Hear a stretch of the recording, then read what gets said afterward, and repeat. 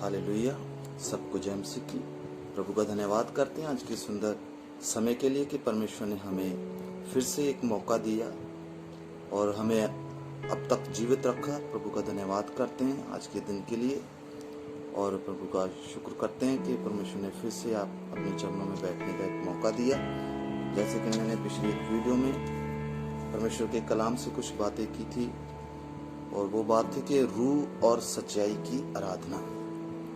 परमेश्वर ऐसे भक्तों को चाहता है, ऐसे भक्तों को ढूंढता है जो रूह और सच्चाई की क्या करते हैं, आराधना करते हैं। तो हमारे अंदर आत्मा भी होना चाहिए और आत्मा के साथ हमारे अंदर सच्चाई भी होनी चाहिए, क्योंकि आत्मा के होते हमें जो परमेश्वर की तरफ से आत्मा मिला है वो सच्चाई का ही आत्मा है।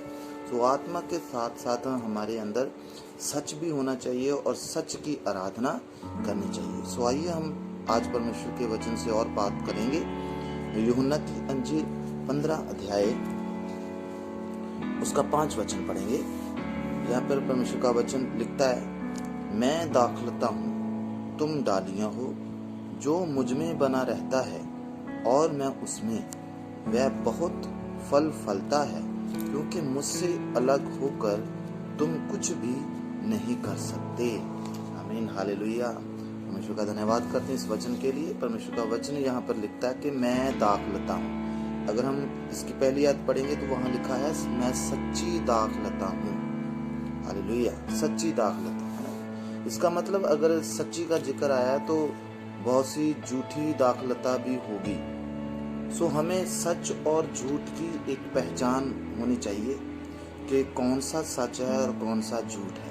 जैसे मैंने पिछली वीडियो में बताया था कि दूसरा कुरिन्थियों 11 अध्याय उसके 4 वचन में लिखता है, दूसरा यीशु, दूसरा आत्मा और दूसरी खुशखबरी का पैगाम। बाइबल भी हमें बहुत सी झूठों के बारे में बताती है, जैसे झूठे भविष्यवक्ता, झूठी शिक्षा और झूठे रसूल।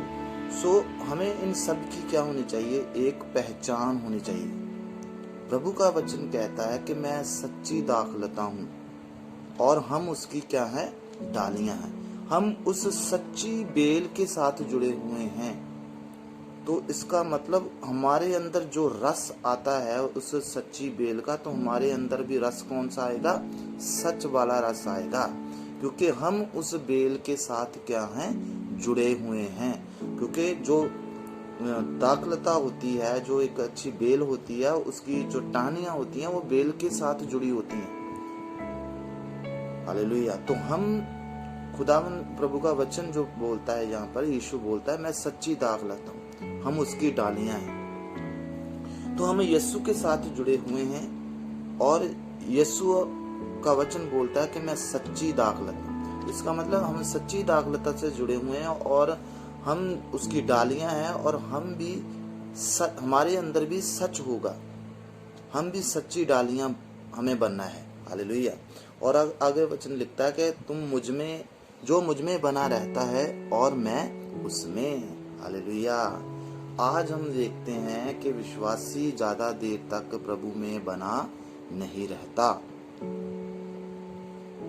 जब तक उसके जीवन में चमत्कार चलते रहते हैं, चंगियाइयाँ चलती रहती हैं, उसको आशीष बरकतें मिलती रहती हैं, तो वो जुड़ा रहता है। जब थोड़ी सी मुसीबत आ जाती है, थोड़ा सा कष्ट जीवन में आ जाता है, या समझ लो कोई उसके जीवन में चंगियाई नहीं मिलती, तो वो या तो पास्टर छोड़कर भाग जाता है या चर्च छोड़कर भाग जाता है, तो दूसरे चर्च में चला जाता है, दूसरे पास्टर के पास चला जाता है, कि उसको लगता है कि शायद यहाँ मेरा काम होने वाला नहीं है।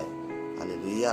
पर प्रभु का वचन हमें क्या कहता है, तुम मुझ में बने रहो और मैं तुझ में बना रहूं। जब वो चंगियाई देने वाला जब हमारे अंदर आ जाएगा, हमारे अंदर बन जाएगा पूरी तरह से, हमारे अंदर आ जाता है पूरी तरह से, तो हमें किसी भी चंगियाई की जरूरत नहीं है, क्योंकि खुद चंगियाई देने वाला हमारे अंदर बैठा है। तो हम किस चंगियाई को ढूंढते हैं। हालेलुया।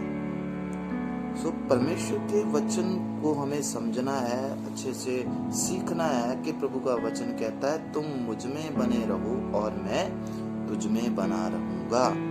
और जब हम उसमें बने रहेंगे तो हम बहुत सा फल लाएंगे। क्योंकि परमेश्वर का वचन कहता है मुझसे अलग होकर तुम कुछ भी नहीं कर सकते। आज बहुत से विश्वासी प्रभु को छोड़कर चले जाते हैं, वापस संसार में चले जाते हैं, वापस अपने बुरे कामों में चले जाते हैं, बुरी संगत में चले जाते हैं। हालेलुया। जबकि परमेश्वर का वचन कहता है मुझसे अलग होकर तुम कुछ भी कर नहीं सकते।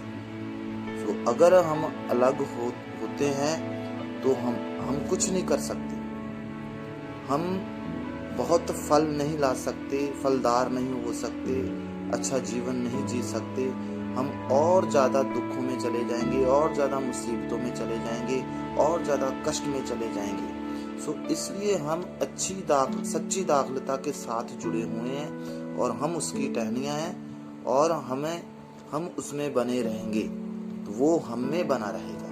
तो आज अजीजों, हमें परमेश्वर में बने रहना है ताकि परमेश्वर भी मुझ में बना रहे। परमेश्वर इस वचन के द्वारा आप सबको बहुत आशीष दे, बरकत दे और मेरी तरफ से सबको जय मसीह।